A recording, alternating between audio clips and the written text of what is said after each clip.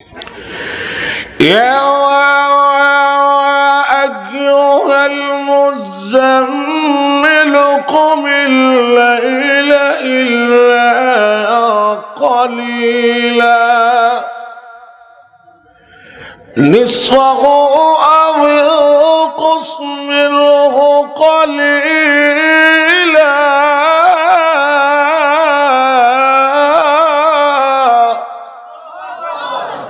أو زد عليه ورتل القرآن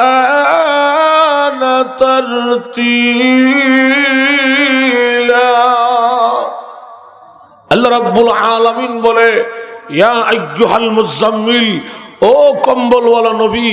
আমার ভাইরা একটু গভীরে চিন্তা করে দেখুন, মহান আল্লাহ পাক তার রাসূলকে কতটুকু মুহাব্বত করলে আল্লাহর ভালোবাসা তার নবীর প্রতি কেমন গভীর হইলে কম্বলের ভিতরে যে মানুষটা ঘুমিয়ে আছেন সেই মানুষটার নাম লইয়া আল্লাহ ডাক দেয় না? আরেক আয়াতে আল্লাহ বলে ইয়া আইয়ুহাল মুদ্দাসসির, হে চাদরওয়ালা নবী।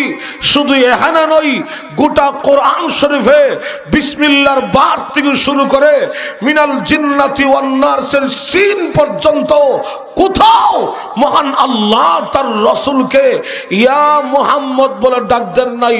জোরে বলেন ঠিক কিনা? কিন্তু আমাদের দেশে কিছু আছে আশিকে বেবস, হুঁশ নাই। দেখবেন রবিউল আউয়াল মাস আসলে গান গায়, ইয়া মুহাম্মদ মুস্তাফা নবী সাল্লাল্লাহু আলাইহি। আর ভাই জোশের পিছনে হুঁশ থাকা দরকার, যখন ঠিক কিনা? মহান আল্লাহ রাব্বুল আলামিনও তার নবীর 63 বছরের জিন্দেগিতে আল্লাহ কোনদিন তার রাসূলকে ইয়া মুহাম্মদ বলে ডাক দেন নাই, যখন ঠিক কিনা? পরের দিন সকালে খাদিজা রাদিয়াল্লাহু আনহা রাসূলকে লইয়া রওনা করলেন ইহুদি বড় আলেমের কাছে, তাওরাত কিতাবের ভাষ্যকার, চিকিৎসা করার জন্য, যার নামটা হলো ওয়ারাকা ইবনে নওফেল। ইহুদি আলেমের কাছে যাইয়া হেরা নামক গুহার ভিতরে যা ঘটলো সবগুলি যখন খুলে বয়ান করে প্রকাশ করলেন, ইহুদি আলেম রাসূলের চেহারার দিকে তাকায়া কিছুক্ষণ সময় মুস্কে মুস্কে হাসে, আবার কিছুক্ষণ সময় দুটা চক্ষু বন্ধ করে কি যেন ধুন করতেছে, কি যেন খেয়াল করতেছে। সুবহানাল্লাহ, জোরে বলুন না। ইহুদি আলেম তখন ডেকে ডেকে বলে, রে খাদিজা, আমি তোমার স্বামী মুহাম্মদের সুন্দর চেহারা দিয়ে তাকাইয়া আমি একবার মুস্কে মুস্কে হাসি, আবার চক্ষু বন্ধ করে আমাদের তাওরাত কিতাবের দিকে নজর করি। কারণ আমাদের তাওরাত কিতাবে আখিরে নবী বিশ্ব নবী রাহমাতুল লিল আলামিনের যে সূরাতগুলি আল্লাহ বয়ান করেছে, যে আলামতগুলি আল্লাহ বয়ান করেছে, এই আলামত, এই সূরাতগুলি হুবহু তোমার স্বামী মুহাম্মদের চেহারার সঙ্গে সুন্দর করে মিল হয়ে যায়। কারণ আমাদের বিশ্ব নবীর নাম কি হবে, ওনার বাবার নাম কি হবে, মার নাম কি হবে, উনি কোন বংশে দুনিয়াতে আগমন করবেন, এই সবগুলি মহান আল্লাহ রাব্বুল আলামিন সুন্দর করে আল্লাহ তাওরাত কিতাবের মধ্যে উল্লেখ করে দিয়েছে। খাদিজা শোনো, তাওরাত কিতাবের ভাষ্য অনুযায়ী যিনি আসছিল গুহার ভিতরে তার নাম জিবরাইল, আর যার তিলাওয়াত করা গেল তার নাম কালামুল্লাহ, আর আজকে থেকে তিনি মুহাম্মদুর রাসূলুল্লাহ সাল্লাল্লাহু আলাইহি ওয়াসাল্লাম। তবে শোনো, খাদিজা আগাম কথাটা জানায় দেই, অগ্রিম কথাটা জানায় দেই, এমন একদিন মক্কায় আসবে এই দেশে ওনাকে থাকতে দেওয়া হবে না, এই দেশ থেকে ওনাকে বের করে দেওয়া হবে। আল্লাহর রাসূল তখন মুস্কি হাসি দেয়া কয়, আমাকে বের করে দিবা? হ্যাঁ, এই দেশে আপনাকে থাকতে দেওয়া হবে না। হুজুর সাল্লাল্লাহু আলাইহি ওয়াসাল্লাম বলে, খাদিজা গুহার ভিতরে আল্লাহ রাব্বুল আলামিন বলছে আমি নাকি আজকে থেকে নবী। ইহুদি আলেমে কয় আমি নাকি আজকে থেকে নবী, তাহলে আগে আমার ঘর থেকে স্টার্ট করি। সুবহানাল্লাহ, জোরে বলবেন না? আগে আমার ঘর থেকে স্টার্ট করি। খাদিজা তুমি আগে আমার দাওয়াতটা গ্রহণ করো, তুমি আগে পড়ো লা ইলাহা ইল্লাল্লাহু মুহাম্মাদুর রাসূলুল্লাহ সাল্লাল্লাহু আলাইহি ওয়াসাল্লাম। হুজুর সাল্লাল্লাহু আলাইহি ওয়াসাল্লাম যখন দাওয়াতটা দিল, সাথে সাথে খাদিজা রাদিয়াল্লাহু আনহা বিনা ইশকালে বিনা প্রশ্নে কালিমা পড়ে মুসলমান হয়ে গেল। আল্লাহর রাসূল বলে, খাদিজা প্রশ্ন করলে না যে আল্লাহ আমাকে কিভাবে নবী বানাইলো? দুনিয়ার কোন স্ত্রী তাদের স্বামীকে এত জলদি মানে না, যারা কোন ঠিক কিনা? কারণ যে যত বড় ফিসাব হোক না কেন, বেগম সাহাবার কাছে ফির হইতে একটু সময় লাগে। কি কোন? জোরে কোন না? আপনি কি বলেন? মেম্বার সাহেব কি কোন, চেয়ারম্যান সাহেব কি কোন, এমপি সাহেব, মন্ত্রী সাহেব, মৌলানা সাহেব, ফিসাব, যে যত সাপ হোক, বেগম সাহাবার কাছে একটু সাপ হইতে সময় লাগে। যারা বলেন ঠিক কিনা? কিন্তু খাদিজা রাদিয়াল্লাহু আনহা বলে, ওগো নবীজি আমি তো অপেক্ষার দিন গন্তি ছিলাম, আমি তো অপেক্ষার প্রহর গন্তি ছিলাম, কোন দিন আপনি এসে বলবেন খাদিজা গো আমি নবী হয়েছি, তুমি কালিমা পড়ে মুসলমান হয়ে যাও। ওগো আল্লাহর নবী, আপনি যে আল্লাহর নবী এটা আমি অনেক আগে জানি।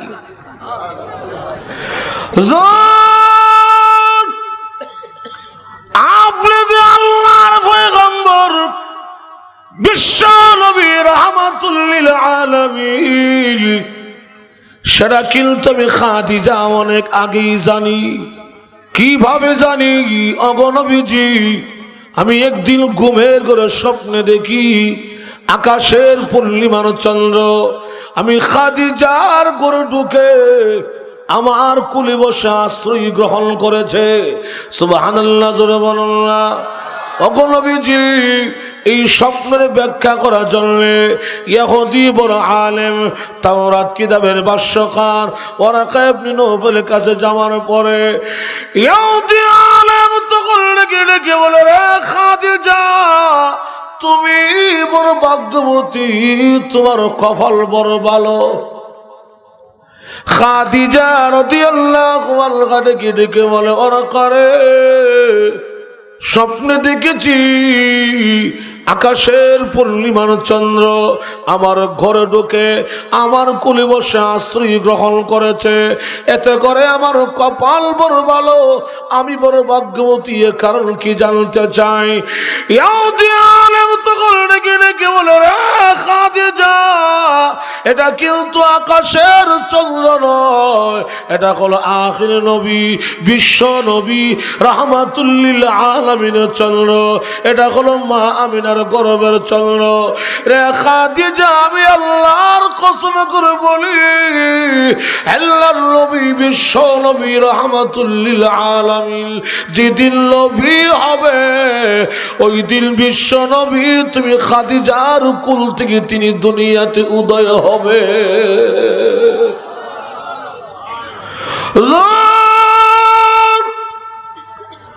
আপনি যে আল্লাহর পয়গম্বর, আমি খাদিজা কিভাবে জানি? তার 2 নম্বর কারণটা হলো, ওগো নবীজি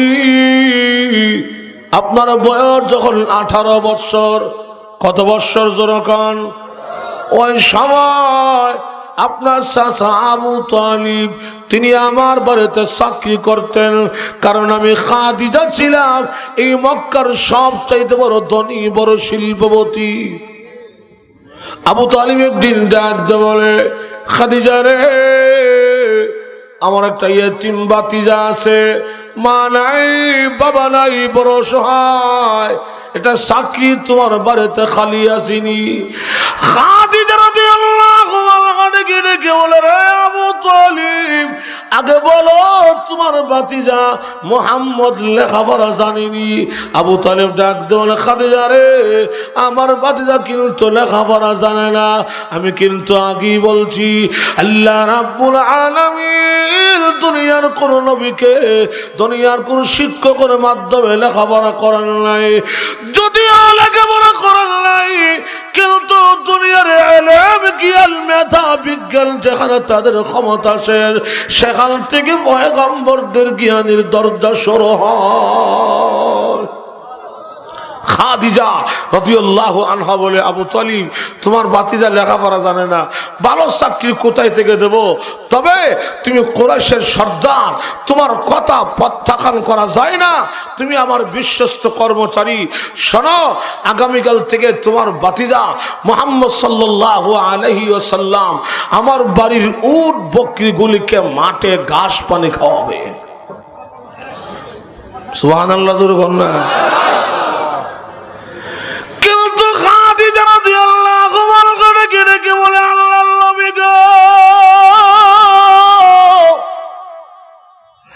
আমি একদিন জোর করে দেখি আল্লাহর নবী আমার বাড়ির উট বকরিগুলিকে মাঠে মরুভূমিতে ছেড়ে দিয়া আল্লাহর হাবিব মরুভূমির মধ্যে দাঁড়িয়ে আছে। প্রচন্ড রৌদ্র, মাথার মধ্যে কোনো ছায়া ছাতা নাই, আরবে যেমন রৌদ্র তেমন তাপ। আমার মনে হয় রাহমাতুল লিল আলামিনের রৌদ্রের তাপে চামড়া ফেটে রক্ত বের হয়ে যাবে। আমি নজর করে দেখি আকাশ থেকে টুকরা মেঘ মালা এসে আল্লাহর হাবিব রাহমাতুল লিল আলামিনের মাথার মধ্যে ছায়া ধরে আছে। শুধু এখানে নয়, আমি নজর করে দেখি হুজুর সাল্লাল্লাহু আলাইহি ওয়াসাল্লাম যে রাস্তা দিয়া যায়, প্রত্যেকটা গাছ এবং তার ডালগুলি সহ বাঁকা হইয়া রাহমাতুল লিল আলামিনের মাথার মধ্যে ছায়া ধরে রাখে। ওগো নবীজি, এই কারণে আপনি যে আল্লাহর পয়গম্বর সেটা আমি আগেই জানি, সেই জন্য বিনা প্রশ্নে কালিমা পড়ে মুসলমান হয়ে গেলাম। আমার ভাইয়েরা, নবীর বয়স যখন 20 বছর, এই 2 বছরের ব্যবধানে আল্লাহর নবী খাদিজা রাদিয়াল্লাহু আনহার সকল ব্যবসার দায়িত্ব গ্রহণ করে নবী এবার ম্যানেজার। 22 বছর যখন পূর্ণ হয়ে গেল, খাদিজা রাদিয়াল্লাহু আনহা ডেকে বলে, আল্লাহর নবী গো, একটা কথা বলবো, যদি আপনি রাজি থাকেন আলহামদুলিল্লাহ, রাজি না হইলে সাবধান, দুনিয়ার কোন মানুষ যেন না জানে। ওগো নবীজি, আমি আগে 2 জন স্বামী গ্রহণ করেছিলাম, 2 জন স্বামী হারাইয়া ওয়াদা করেছি, আর জিন্দেগিতে কোনোদিন দুনিয়াতে স্বামী গ্রহণ করব না। কেন স্বামী গ্রহণ করব না?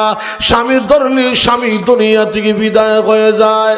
কিন্তু আমার মনে কেন যেন চাই আমি আপনার বউ হইয়া আপনার খেদমত করে আমি খাদিজা দুনিয়ার জমিন থেকে বিদায় হতে চাই। কি চমৎকার কথা! আল্লাহর রাসূল বলে, খাদিজা, খাদিজা, তবে আমার একজন মুরব্বী আছে, আমার চাচা দুনিয়াতে জীবিত আছে, পরামর্শ না করে হ্যাঁ বা না কিছুই বলা যাবে না। দেখুন নবী আমাদের কি কি সবক শিক্ষা দিয়ে গেল, যে খাদিজা আমার মুরব্বী আছে, যখন ঠিক কিনা। অথচ ওই যুগে খাদিজা রাদিয়াল্লাহু আনহা ছিল, একটা হলো তিনি ধনী, আবার বড় শিল্পপতি, বড়ই সুন্দরী, বড়ই গুণবতী এবং মক্কার সম্ভ্রান্ত ফ্যামিলির মহিলা। আমাদের দেশে অনেক মহিলা আছে, সুন্দরী কোনো অভাব নাই, ছাদের সাথে জুতি ধরে এমন সুন্দরী, কিন্তু উনি বাইটিয়া খাটু, এই সুন্দরী কোনো দাম নাই। অনেক মহিলা আছে সুন্দরী কোনো অভাব নাই, কিন্তু বিড়ি এমন লম্বা হয়েছে কলা গাছ ফেল করে লেগেছে, এই সুন্দরীও শেষ। যারা এখন ঠিক না, কারণ বেশি লম্বা বালা না, বেশি বাচ্চা করলাম বালা না, যারা এখন ঠিক কিনা। আবার অনেক মহিলা আছে সুন্দরী কোনো অভাব নাই, কিন্তু বিড়ি নাক সেফা, মানে দাঁত একটা উঁচু দিছে। কিন্তু খাদিজা রাদিয়াল্লাহু আনহা ছিল অলরাউন্ডার, যারা এখন ঠিক কিনা। যদি এই সুবর্ণ সুযোগটা আমরা বাঙালির কোন যুবকরা হয়তো যে বিড়ি সুন্দরী, বড়ই গুণবতী, আবার সম্ভ্রান্ত ফ্যামিলির মহিলা, বড় শিল্পবতী, তাহলে আমাদের দেশের যুবকরা বলতো মুরব্বীরা গুল্লি মারো, যেরকম ঠিক নেই। মুরব্বীর গোষ্ঠী গেলাই, মুরব্বী দরকার না, আগে বিয়ে হয়ে যাক, তারপরে বাড়িতে গিয়া বাচ্চা ছাড়া জমা করে ভাইয়া যেরকম বলবো যে আই এম সরি, যেরকম ঠিক কিনা। কিন্তু আল্লাহর রসুল বলে খাদিজা আমার মুরব্বী আছে। আবু তালিব প্রথম শুনে বলছিল কোন বিধবা মহিলা দিয়ে আমার বাতিদার বিয়ে হবে না। কিছুদিন পরে বলে বিয়েটা হইলে ভালো আসছিল, এই জন্য ভালো যে এই মক্কায় এমন একদিন আসবে এই দেশের সকল মানুষ আমার বাতিদার শত্রু হয়ে যাবে। ওই সময় খাদিজা তার পাশে থাকলে তার ধর্মের কাজ করতে, তার কালিমার দাওয়াত দিতে তার জন্য সুবিধা হবে। এই জন্য আমি রাজি আছি। সুবহানাল্লাহ জোরে বলুন না। বিয়ে হয়ে গেল 40 বৎসরের খাদিজা, 22 বৎসরের নবী, এবং যার গর্ভে হুজুর সাল্লাল্লাহু আলাইহি ওয়াসাল্লামের 4 মেয়ে 2 ছেলে, এবং যার জীবদ্দশায় যার লক্ষ লক্ষ কোটি কোটি টাকা স্থাপন অস্থাপন সমস্ত সম্পত্তি ইসলামের জন্য নবীর কদমে বিনা শর্তে ঢাইলা দিল। সুবহানাল্লাহ জোরে বলুন না। এ কারণেই যে কোনো মানুষ আল্লাহর দ্বীনের রাস্তায় মেহনত করে, তার মেহনতকে আল্লাহ বরবাদ করেন না। যার কারণে খাদিজা রাদিয়াল্লাহু আনহা দুনিয়াতে থাকতে একাধিকবার কয়েকবার মহান আল্লাহ রাব্বুল আলামিনের সালাম পেয়েছেন। শুধু আল্লাহর সালাম নন, আল্লাহ রাব্বুল আলামিন বলে নবী গো আপনার খাদিজার জন্য আমি আল্লাহর 8টা জান্নাত ওয়াজিব হয়ে গেছে। আপনারা কি বলেন? যেই মহিলা দুনিয়াতে থাকতে জান্নাতুর সুসংবাদ পেল, মহান আল্লাহ রাব্বুল আলামিনের সালাম পেল, তার কোন চিন্তা আছে? কথা কন, কোন টেনশন আছে? কিন্তু ইন্তেকালের সময় কান্দে, যার 2 চোখ দিয়া পানির নহর চালু হয়ে গেছে, যার জার করে কাঁদতেছে, যার মাথা রসুলের উরুতে রেখে শুইয়া কাঁদতেছে। আল্লাহর রসুল বলে খাদিজা কান্দো কেন? কান্নার কারণটা কি? সুবহানাল্লাহ জোরে বলুন না। খাদিজা রাদিয়াল্লাহু আনহা ডেকে বলো আল্লাহর নবী 2টা কারণ আমি কাঁদে। ওগো নবীজি, 1 নম্বর, আমি দুনিয়া থেকে বিদায় হয়ে গেলে আপনার পাশে কে দাঁড়াবে? ওগো নবীজি, আমি দুনিয়া থেকে বিদায় হয়ে গেলে আপনার পাশে কে দাঁড়াবে? এতদিন আমি আপনাকে পাহারা দিয়ে দিয়ে কালিমার দাওয়াত দেওয়ার জন্য সুযোগ করে দিয়েছিলাম। আমার কারণে মক্কার কোন বেঈমান কাফিররা আপনাকে আক্রমণ করতে পারে নাই। আমি দুনিয়া থেকে বিদায় হয়ে গেলে আপনার পাশে কে দাঁড়াবে? এই কথাগুলি বলে বলে খাদিজা রাদিয়াল্লাহু আনহা যখন কান্না শুরু করে দিল, এমন ছোট্ট মেয়ে ফাতেমা রাদিয়াল্লাহু আনহা ডেকে বলল, মা গো আপনি কাঁদবেন না, আমি আপনার সঙ্গে ওয়াদা করলাম আপনি পৃথিবীর জমিন থেকে বিদায় হয়ে গেলে সারা জীবন আমি ফাতেমা, আমি আমার আব্বার পাহারাদার হয়ে যাব।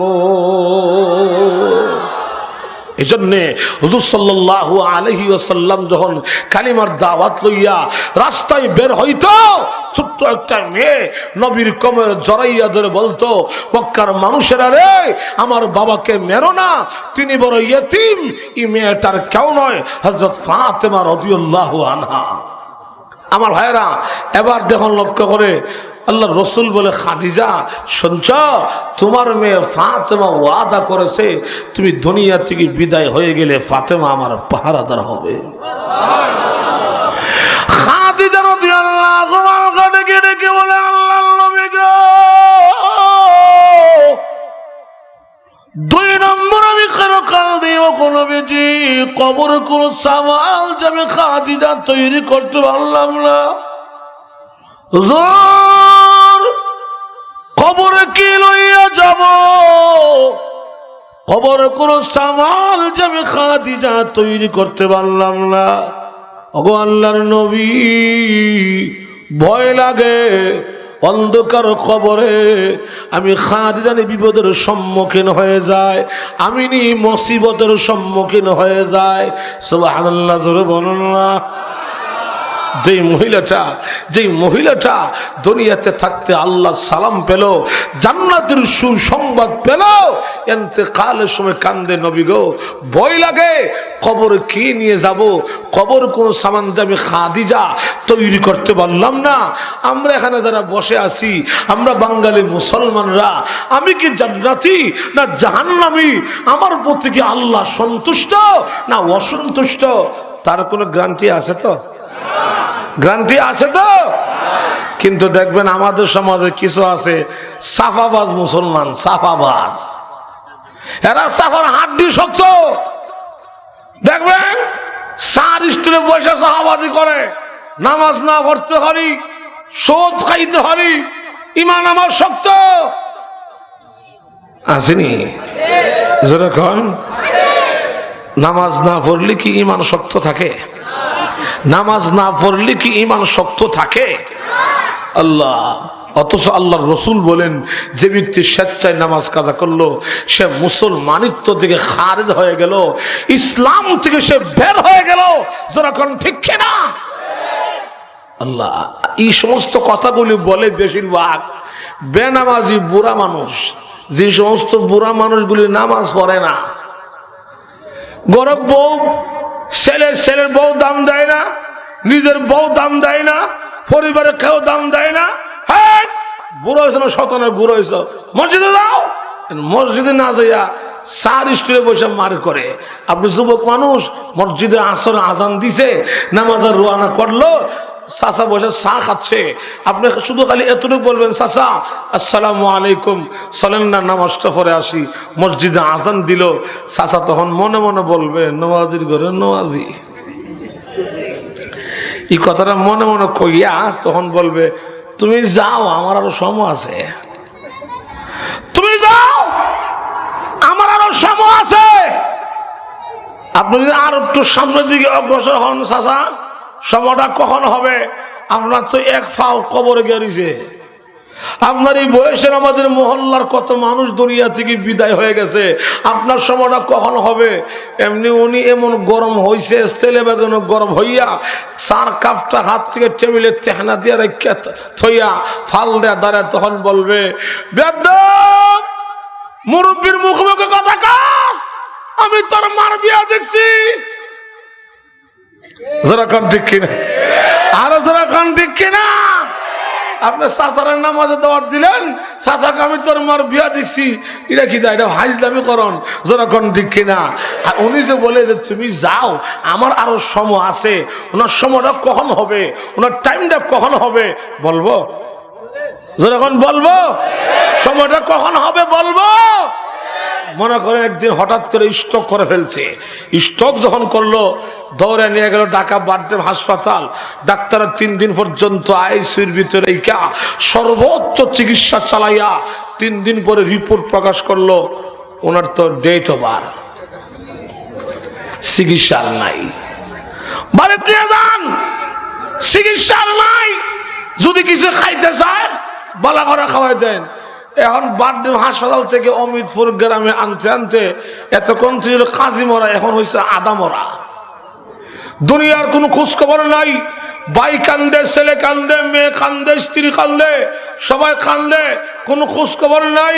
খালি রুহটা খালি এখানে লেগে দিছে। তখন কয় ইমাম সাহেব খবর দাও। কারে খবর দিত? জোরা খান। কেন?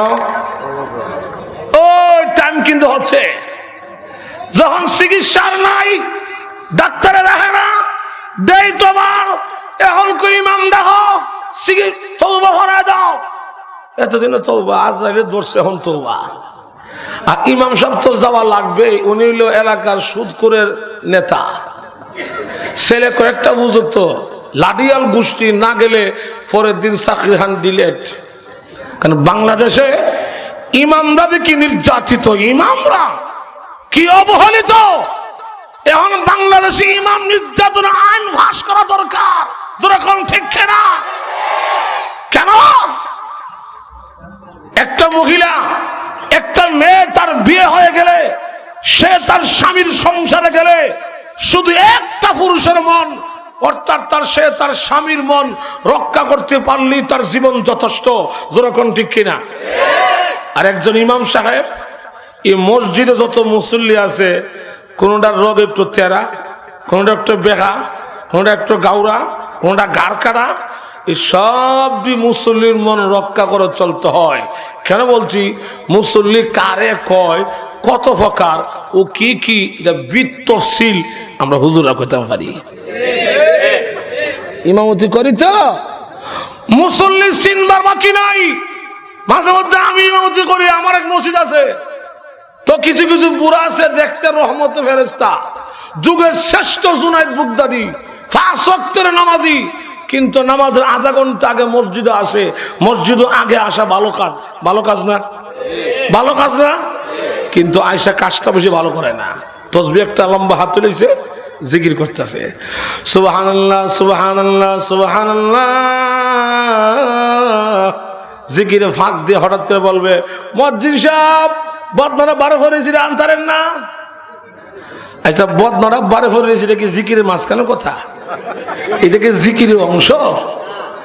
সুবহানাল্লাহ সুবহানাল্লাহ সুবহানাল্লাহ। ওই ইমাম সাহেব ফাঙ্কাটা বন্ধ করতে পারেন না, বেতন মাগনা দেই। সুবহানাল্লাহ সুবহানাল্লাহ সুবহানাল্লাহ। কেউ আব্দুল করিম ভাই একটা কথা কইতাম নি, হিরা কও না, কিতা কইবা? কত রইল, আমরা ইমাম মুয়াজ্জিন অত গণ গণ বাড়িতে যায় কেন? বছরে একবার বাড়িতে যেতে না, 6 মাসে একবার। আমি বলবো, চাচা আমরা তো বেল নাই, আপনি ভাবারলেস, আপনি কি বুঝবেন? ইমাম মুয়াজ্জিন 30 বছরের যুবক, বাড়ির জন্য লাগবই, যেরকম ঠিক কিনা। ইমাম সাহেব আল্লাহ কোন বিপদ হল্লাম, আল্লাহ এটা থাকলে বহুত জ্বালা, মরে গেলে অনেক বেশি বালা।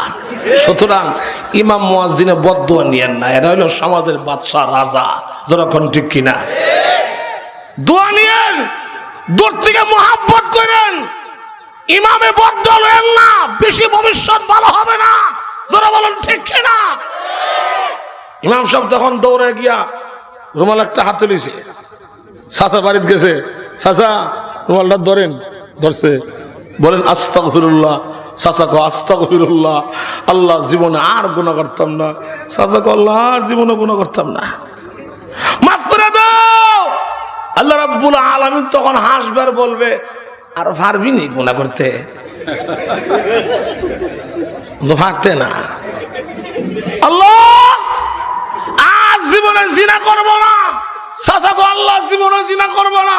আল্লাহ রাব্বুল আলামিন তখন বলবে, হন তো আইন না দিলেও পারতে না, যেরকম ঠিক কিনা। কিন্তু সময় আমার আছে, বল কথা, আজকে থেকে আমার সময়, যারা বলেন ঠিক কিনা। খাদিজা রাদিয়াল্লাহু আনহা ডেকে বলে, আল্লাহর নবী গো, ভয় লাগে অন্ধকার কবরে আমি খাদিজা কি লইয়া যাব। ওগো নবীজি, আমি আজকে দুনিয়া থেকে বিদায় হয়ে যাব, ইন্তেকালের আগে 2টা দরখাস্ত করব, মঞ্জুর করবেননি? ওগো নবীজি, আমি আপনার বউ হয়ে আপনার ঘরে এসে 4 কন্যা সন্তানের মা হয়েছি, 2 ছেলে সন্তানের মা হয়েছি, 25 বছর সংসার করেছি, জিন্দগিতে কোনোদিন কোনো আবদার, কোনো দরখাস্ত আপনার কাছে করে নাই। আজকে দরখাস্ত করব, মঞ্জুর করবেন? 1 নম্বর দরখাস্ত, ওগো আল্লাহর নবী, আমি দুনিয়া থেকে বিদায় হয়ে গেলে আমার কাফনের জন্য আপনার ব্যবহারে একটা জামা আমি খাদিজারে দান করবেন?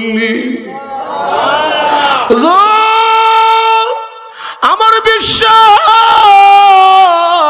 আপনার ব্যবহারের জামা দিয়ে আমি খাদিজারে কাপড় পরাইয়া দিলে আপনার জামার বরকতে কবর মাটি আমি খাদিজাকে চাপ দিতে পারবে না। 2 নম্বর দরখাস্ত হলো নবীজি, আমি দুনিয়া থেকে বিদায় হয়ে গেলে আমাকে গোসল দেওয়াইয়া কাফন পরাইয়া, জানাজা আমাকে গোসল দেওয়াইয়া কাফন পরাইয়া অন্ধকার কবর রেখে সকল মানুষ যখন বাড়ির দিকে রওনা হয়ে যাবে, কি কন এত নবী হাদিসে বলে গেছে, একটা মানুষের লাশ লইয়া যখন কবরের দিকে যাওয়া হয় 3টা জিনিস তার লাশের সাথে সাথে কবর পার পর্যন্ত যায়, কিন্তু 2টা জিনিস কবর পার থেকে তাকে রেখে বাড়ির দিকে চলে আসে। 1 নম্বর তার আওলাদ, ছেলে বাবার লাশ কাঁধে লইয়া কবর পর্যন্ত যায়, কবরে নেমে লাশটা কবরে রেখে আপন সন্তান বাবার লাশ কবরে রেখে, মার লাশ কবরে রেখে কবরে থাকে না, লাভ দিয়া চলে আসে। যারা কোন ঠিক কিনা? 2 নম্বর তার মাল ধন সম্পদ তার সাথে কবর পার পর্যন্ত যায়, কিন্তু থাকে না, তাকে রেখে চলে আসে। থাকে শুধু একমাত্র ঈমান, থাকে শুধু একমাত্র তার আমল। যখন ঠিক কিনা? আমাকে কবরে রেখে সকল মানুষ যখন বাড়ির দিকে রওনা হয়ে যাবে, ওগো আল্লাহর নবী আপনিও যদি চলে যান, আর যখন ফেরেশতা আমার কবরে যে প্রশ্ন করবে, খাদিজা তোমার রব কে, তোমার ধর্ম কি, তোমার নবী কে? ওগো নবীজি আমার ভয় লাগে, আমি খাদিজানি কবরে বিপদের সম্মুখীন হয়ে যায়। নবী গো ওয়াদা দিল সবাই চলে গেল, আপনি যাবেন না, আপনি আমার পক্ষ থেকে আমার প্রশ্নের জবাবগুলি দিয়ে দিবিল্লি। আল্লাহ রসুল বলে, খাদিজা দরখাস্ত মঞ্জুর করলাম, দরখাস্ত মঞ্জুর করলাম, তুমি দুনিয়া থেকে বিদায় হয়ে গেলে আমার ব্যবহারে জামা দিয়া তোমার কাপন পরে দেব, আর তোমার কবরে প্রশ্নের জিম্মাদার আমি নবী নিজে হয়ে গেলাম। মুহূর্তের মধ্যে খাদিজা রাদিয়াল্লাহু আনহা পৃথিবীর জমিন থেকে বিদায় হয়ে গেলে বিশ্বনবী নীরবে নীরবে চোখের পানি গুলো ছেড়ে দিয়ে কাঁদে, আল্লাহ আমার খাদিজা দুনিয়া থেকে বিদায় হয়ে গেল, আমি এখন নিঃস্ব অসহায় হয়ে গেলাম, আমার খাদিজা দুনিয়া থেকে বিদায় হয়ে গেল। এই জন্যে মা বোনদেরকে বলবো, বিবি হইলে এমন বিবি হওয়া চাই, বিবির ইন্তেকালে স্বামী আফসোস করবে, তার জন্য কান্নাকাটি করবে। যখন ঠিক কিনা? কিন্তু আমরা দেশে তো এমনও খবর মাঝে মধ্যে আমাদের কাছে আসে যে জামাই মরলে, বউ মরলে জামাই কো আল্লাহ গজবটা দূরিছে, জামাই মরলে বউ কো আল্লাহ আমি একটা পাহাড় থেকে নামছি। কিন্তু খাদিজা রাদিয়াল্লাহু আনহা পৃথিবীর জমিন থেকে বিদায় হয়ে গেলে আল্লাহর নবীর ব্যবহারের জামা দিয়া কাপড় পরাইয়া খাদিজার লাশ কাঁধে লইয়া কবরে রেখে সকল মানুষ যখন বাড়ির দিকে রওনা হয়ে গেল, কিন্তু আল্লাহর নবী খাদিজার কবরের পাশে বসে বসে বিশ্বনবী তখন চোখের পানিগুলো ছেড়ে দিয়া কান্দে আর বলে, প্রভু আমার বাবা নাই, ছিল আমার মা, 6 বছর বয়সের কালে আমার মা দুনিয়া থেকে বিদায় হয়ে গেল, ছিল আমার দাদা 8 বছর বয়সের কালে আমার দাদাও দুনিয়া থেকে বিদায় হয়ে গেল, ছিল আমার চাচাও দুনিয়া থেকে বিদায় হয়ে গেল, ছিল খাদিজা শেষ পর্যন্ত খাদিজাও দুনিয়া থেকে বিদায় হয়ে গেল। আল্লাহর নবী দুলাবালি উড়ে যখন কান্না শুরু করে দিল, আল্লাহ রাব্বুল আলামিন তখন ডাক দিয়ে বলে, জিবরাইল আমার বন্ধুর কাছে আমি আল্লাহ সালাম জানায়া দাও, আর কাঁদতে হবে না, চোখের পানিগুলো মুছে ফেলার জন্য আমার নবীরে জানাইয়া দাও। আমি আল্লাহ ওয়াদা দিলাম, ঘোষণা করেছি, খাদিজার প্রশ্নের জবাব দেওয়ার জন্য আমার নবী খাদিজার কবরের পাশে বসে বসে কান্না। আপনি আল্লাহর রাসূল, আপনি তামাম জাহানের নবী, এই পৃথিবীতে আল্লাহর পরে আপনার শান মর্যাদা, আমি যদি আপনাকে বাহিরে রেখে দরজা লাগাইয়া নাক টেনে ঘুমাই, আল্লাহ কিয়ামতের ময়দানে আমাকে জিজ্ঞাসা করবে, খাদিজা আমার নবী সারাদিন কালিমার দাওয়াত দিয়া বড় ক্লান্ত হইয়া তোমার দরজা দাঁড়াইয়া ডাকছে, তুমি নাক টেনে ঘুমাইছো, ওগো নবীজি কিয়ামতের ময়দানে আল্লাহর সামনে দাঁড়াইয়া আমি কি জবাব দেব? সুবহানাল্লাহ, জোরে বলুন না। আর আমাদের বেগম সাহাবারা, রাগ করেন না, আমাদের বেগম সাহাবারা আপনি সারাদিন শহরে রিক্সা চালালেন, সিএনজি চালাইলেন, ব্যবসা করলেন, দুনিয়ার কাজকর্ম থেকে ফারেক হইয়া রাত বাজে 12টা, বাসার গেটে দাঁড়াইয়া, এই গেট খোলো, জবাব দেয় না। হ্যাঁ গেট খোলো, জবাব নাই। হ্যাঁ তো মসজিদে রে 10টা ডাক দিয়া সারলে ডাকো, 10টা ডাকের মাথা ঘুম ভাঙছে। এখন গেট পর্যন্ত তুললে আনতে টানতে আরো 10টা ডাক। এখন গেট খুললা দিয়া 2 চোখ কসলায় আর কয়, এত রাত্রে কোন বউর বাড়ির থেকে আইছ? ইদানে কোন ভদ্র মহিলার কথা, ইদানে কোন আদর্শ মহিলার কথা। এখন আপনাকে ঘরে গেলে খাবার দিবি দূরের কথা, মহিলা লেফ কম্বল লইয়া গুল হইয়া ফুটবল হয়ে গেছে, যখন ঠিক না। আরে 4টা খানা কে দিবা না খিদা, ফেটে বড় খিদা লাগছে। মহিলা তখন পরিষ্কার ভাষায় জবাব দে, আমি তোমার বাবার ঘরের চাকর নই, নিজের হাতে নিয়ে খাও, যখন ঠিক কিনা। এই কথাটা কেন বলে? এখন বলতেছিলাম যে মহিলা পরিষ্কার ভাষায় জবাব দে, তোমার বাবার ঘরের চাকর নই, নিজের হাতে নিয়ে খাও। এই কথাটা কেন বলে? দোষটা আমাদের। দোষটা কার? যেরকম কেন আপনি যে খাট পালঙ্গে বউলিয়া ঘুমান, খাটটা শ্বশুর বাড়ির, যেরকম না। যেই টাকা দিয়া ব্যবসা করেন, টাকাগুলি শ্বশুর বাড়ির। যেই মোটরসাইকেল চালায় রাত্রে বাসায় গেছেন, মোটরসাইকেলটা শ্বশুর বাড়ির। যে ফ্রিজ দিয়ে খানা করলে খানা গরম করে দিব, এই ফ্রিজটা শ্বশুর বাড়ির।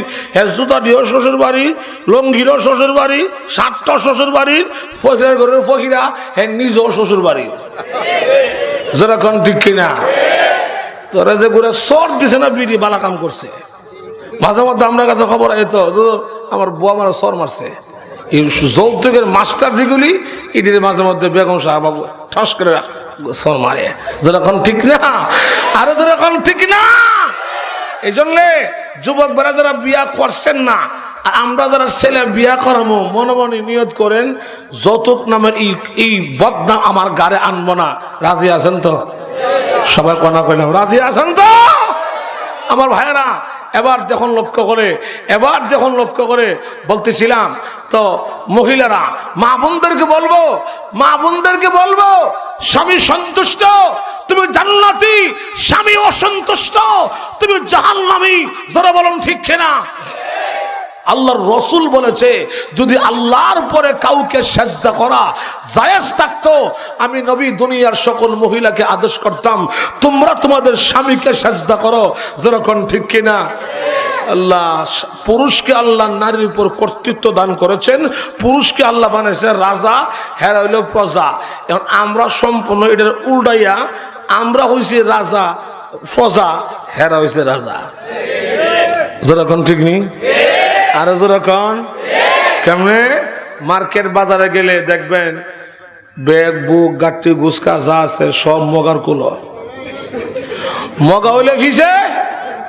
মগি হইল আগে, বাচ্চারা সহ মগার কান্দ। যেরকম ঠিক নেই? বাচ্চা সহ মগার কাঁদে। পারে না খালি মগির জুতারে দিয়া মগার একটা মালা বানা দিতে হবে, ফুলের মালা। যারা কোন ঠিক কিনা, আরো যারা কোন ঠিক কিনা। অথচ জান্নাতে যাওয়ার সৃষ্টি হইল, আল্লাহর রাসূল বলেন যদি স্বামী স্ত্রী দুজন জান্নাতে হয়, কিয়ামতের ময়দানে স্বামী থাকবে আগে, স্ত্রী থাকবে পিছনে, স্বামীর আঙ্গুল ধরে স্ত্রী জান্নাতে যাবে। যারা কোন ঠিক কিনা। কারণ হেরা থাকে আগে, আমরা থাকি পিছিয়ে। এখন তো যত ক্ষমতা সবই এরা। যেরকম ঠিক না, মেম্বার মহিলা, চেয়ারম্যান মহিলা, উপজেলা চেয়ারম্যান মহিলা, ভাইস চেয়ারম্যান মহিলা, বিচারক মহিলা, জজ মহিলা, এসপিও মহিলা, এরপরে দেখো সংসদে স্পিকার মহিলা, শিক্ষামন্ত্রী মহিলা, প্রধানমন্ত্রী মহিলা, বিরোধী নেত্রীও মহিলা। যেরকম ঠিক কিনা। খালি বাকি আছে জাতীয় মসজিদ বাইতুল মুকাররম, এটা যদি দখল করতারে এরা সাকসেসফুল, আর কিছু বাকি নাই।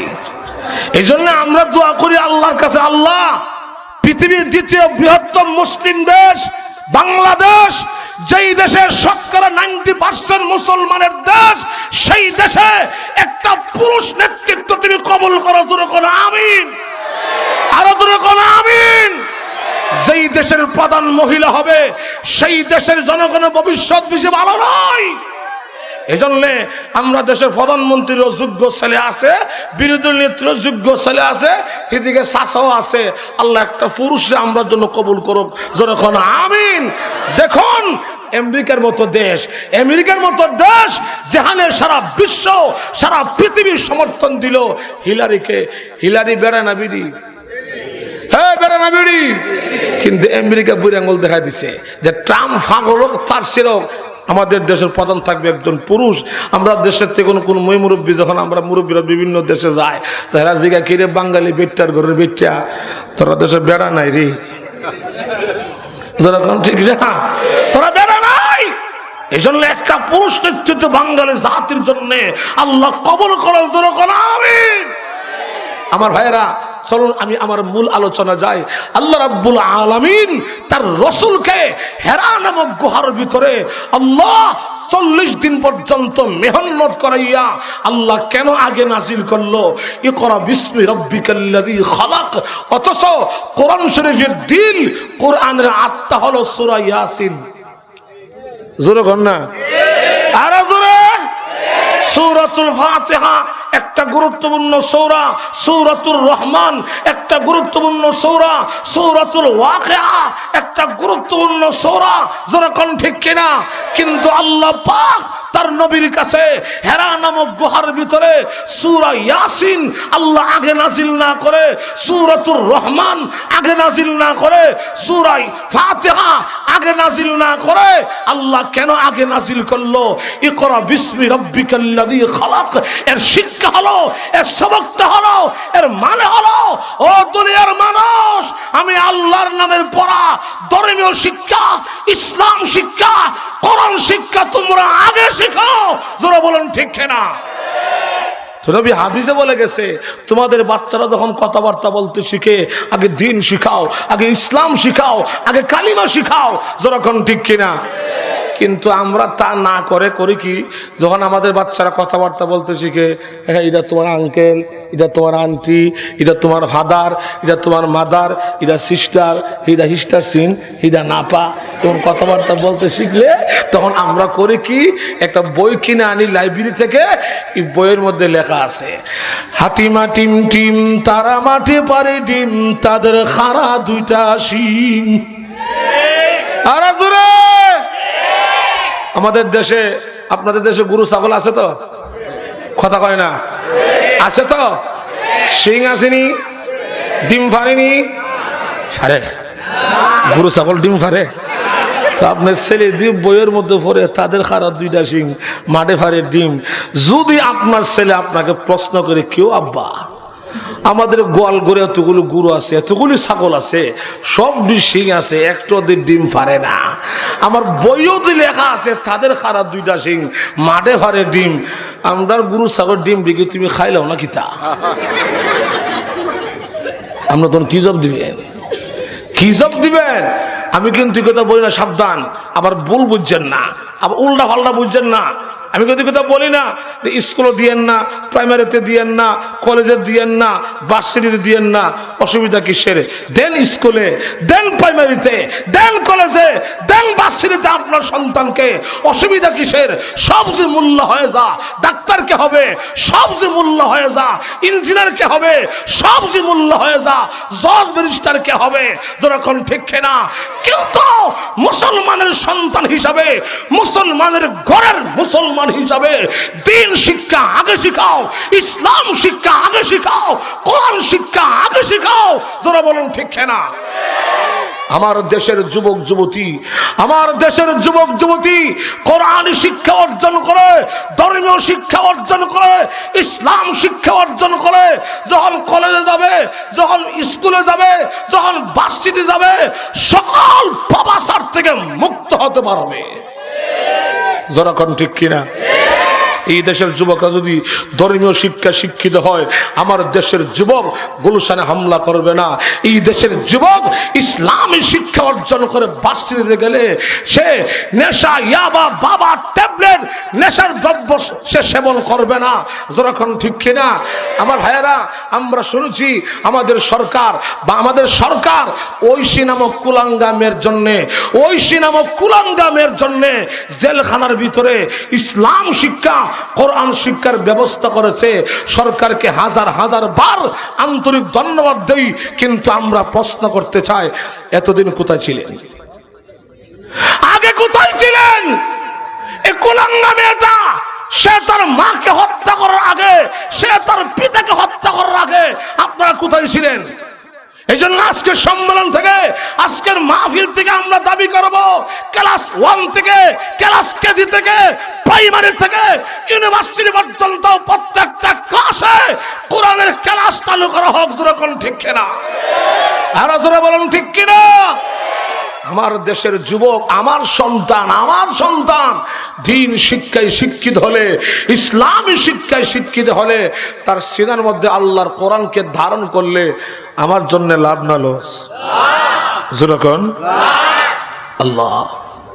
আল্লাহ রসুল বলেন, আমার যে কোনো উম্মতের সাকরাতের সময়, মৃত্যুর সময় যদি তার আওলাদের মধ্যে কেউ হক্কানি হাফেজ আলেম থাকে, আর হক্কানি হাফেজ আলেম ছেলে বাবার পাশে বসে, মার পাশে বসে সূরা ইয়াসিনের তেলাওয়াত যখন করবে, সূরা মুলকের তেলাওয়াত যখন করবে, আল্লাহর রাসূল বলেন, আমার উম্মতের তার সন্তানের কোরআনের তেলাওয়াতের বরকতে আমার উম্মতের মৃত্যুর যন্ত্রণা, মরণের কষ্ট আল্লাহ তার জন্য দূর করে দিবে। وننزل من القرآن ما هو شفاء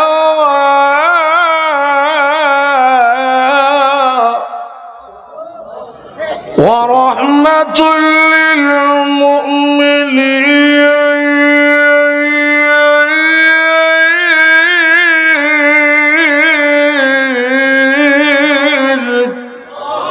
আল্লাহ রাব্বুল আলামিন বলেন, আমার কালাম, আমার কোরআন দুনিয়ার সকল মুমিনের জন্য এটা একটা ঔষধ।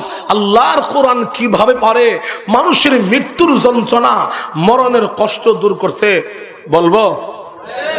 মনে করেন আপনাদের এই গ্রামের নাম কি? অমৃতপুর।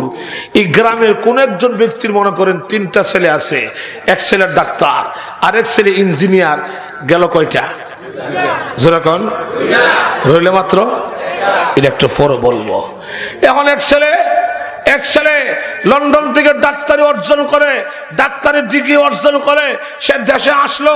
আরেক ছেলে আমেরিকা থেকে ইঞ্জিনিয়ার ডিগ্রি অর্জন করে, সে দেশে আসলো, দামি দামি চাকরি পাইলো, বেতন মাসে নিম্নে 1 লক্ষ, বিভিন্ন দিকে ঘুরে গেরা 2 লক্ষ।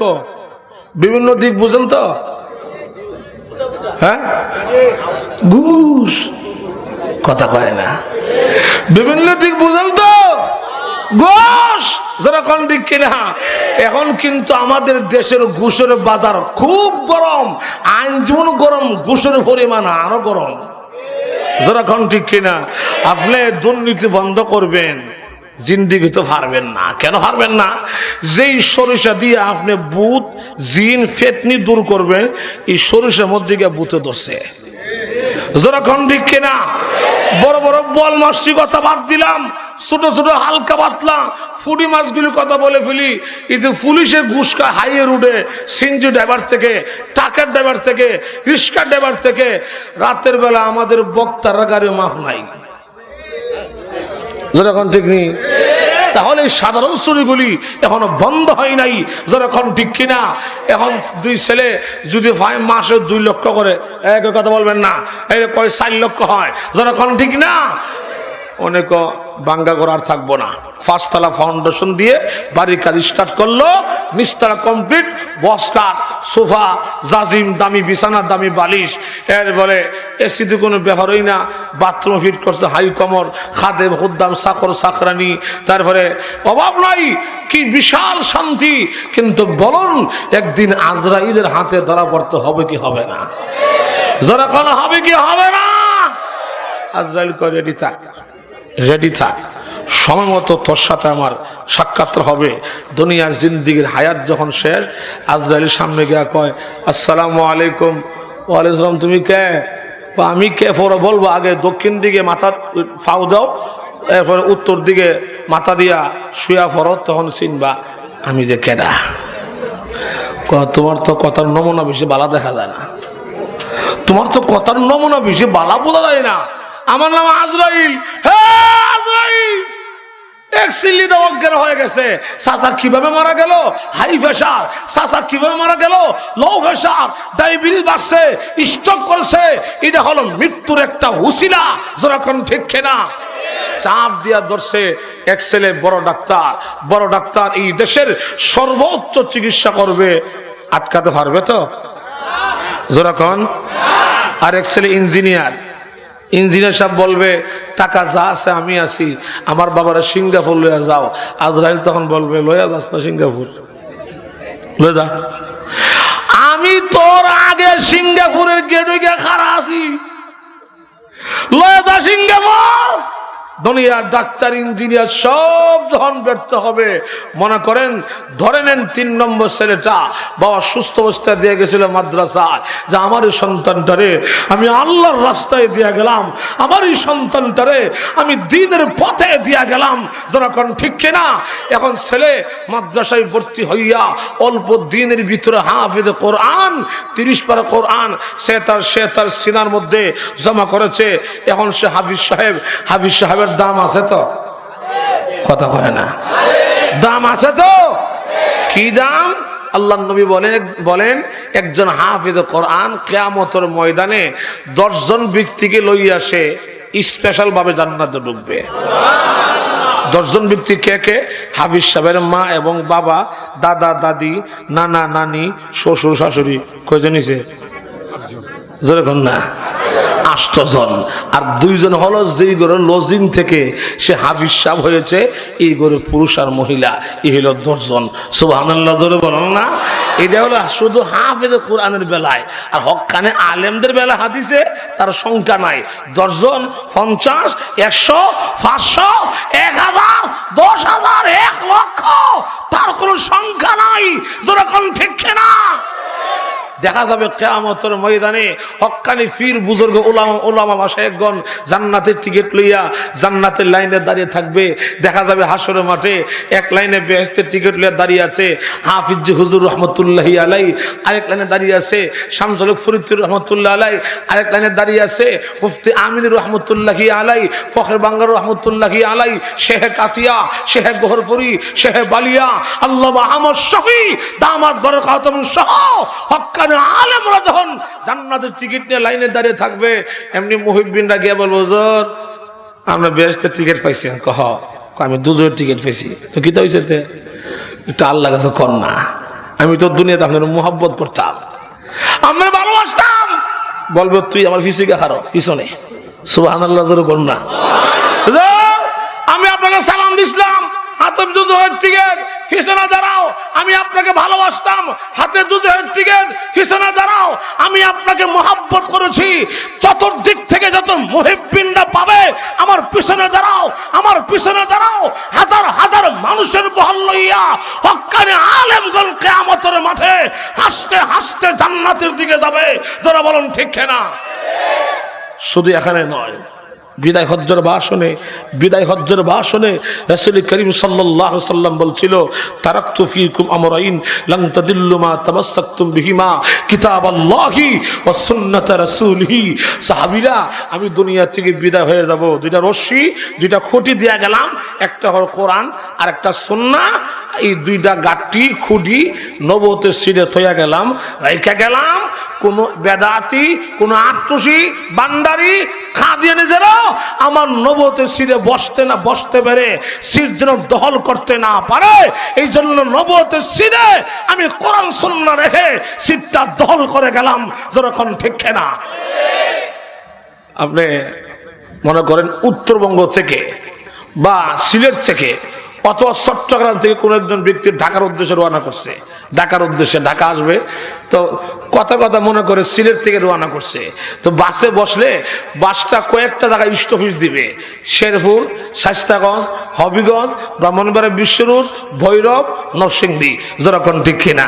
তো লং জার্নি যখন ব্রাহ্মণবাড়িয়া বা হবিগঞ্জ অথবা নরসিংদী স্টপেজ দিল, আপনি ভাবলেন যে এত লম্বা সফর করছি, এটা বলে খিদা লাগছে, একটা চা খাই আই, একটা ফান খাই আসি। এখন নাম নেই, সিটটা আরেকজন দখল করে লইব। হাতে একটা ব্যাগ থাকলে, একটা রুমাল থাকলে সিটও এমনি রাখছেন, সিটটা ব্যাগটা থেকে গেলাম। অর্থ কি?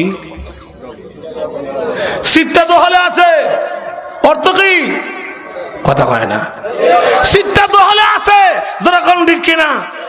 কিন্তু মনটা মানে না। কিছু আছে গাউরা, কিছু কিতা আছে গাউরা যাত্রী আছে, হ্যাঁ ওইটা কইব সিটটা কেটে কিনে রাখছে না, কিতা সিটে কিনে রাখছে, ব্যাগ ধর্মালটা ডিল মেরা ইরা দখলে দিয়া তা বুঝে বোগা। যারা গণ ঠিক কিনা?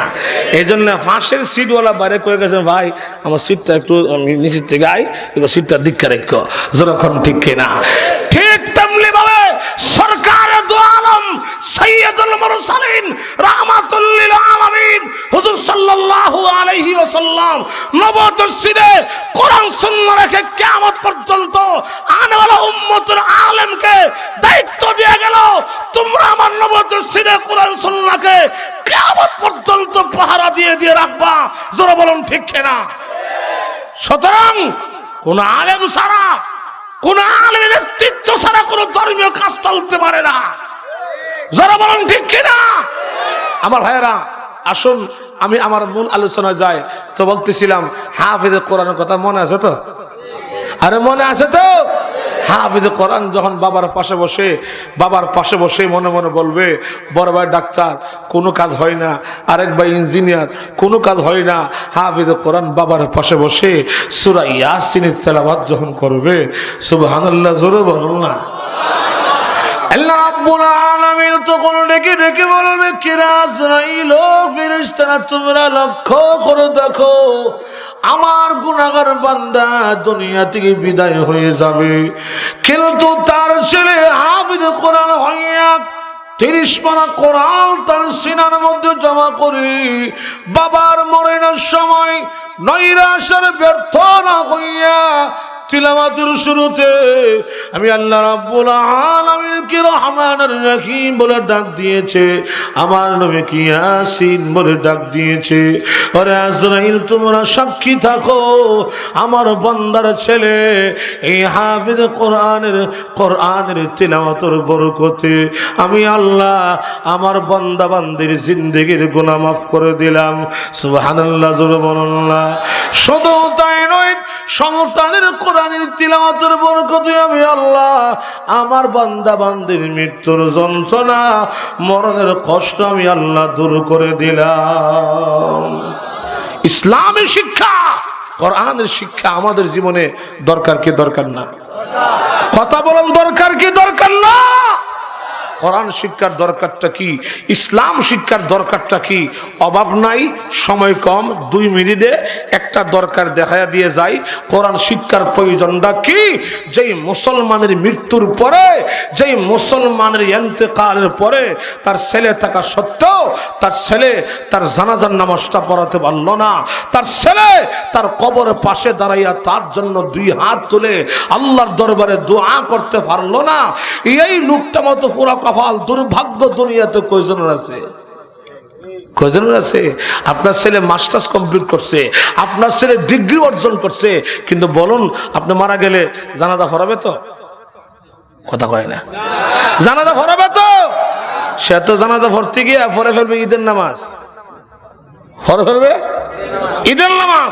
বাংলাদেশের শিক্ষিত বড় উচ্চ মানের মানুষ তো ঈদ উল ফিতরের শান্তরির ঈদের আগের দিন সন্ধ্যা সময় যারা ঠিক না, অনেক আগামীকাল ঈদ উল ফিতর হবে, আমি দেশে গিয়ে ঈদ করবো।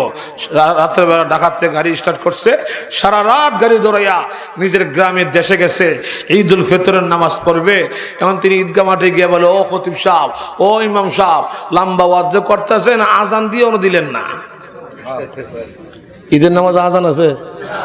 ঈদের নামাজ আজান আছে? এই মুরুক্কা আজান খোঁজে কেন? ওনার মধ্যে ইসলামী শিক্ষা না থাকার কারণে, কোরআনী শিক্ষা না থাকার কারণে ঈদের নামাজের আজান যে নাই, সেই ওনার হাতটা নাই। যারা কোন ঠিক কিনা? সুতরাং যাদেরকে আল্লাহ পাক আওলাদ দিল, অন্তত একটা ছেলেকে আল্লাহর রাস্তায় দিয়া হক্কানে হাফেজ আলেম বানা দিয়া যান, বহুত কাজে লাগবে, বহুত কাজে লাগবে। আমি তো আজকের মাহফিল সাক্ষী রেখে কসম করে বলতে পারি, একজন হক্কানি হাফেজ আলেমের বাবা কোনদিন জাহান্নামের আগুনে জ্বলতে পারে না। যখন ঠিক কিনা? এই জন্য হেরার গুহার শিক্ষা ইসলাম শিক্ষা, হেরার গুহার শিক্ষা কোরআনী শিক্ষা, হেরার গুহার শিক্ষা ধর্মীয় শিক্ষা। যখন ঠিক কিনা? আল্লাহ আমাদের সকলের তৌফিক দান করুন। যখন আমিন।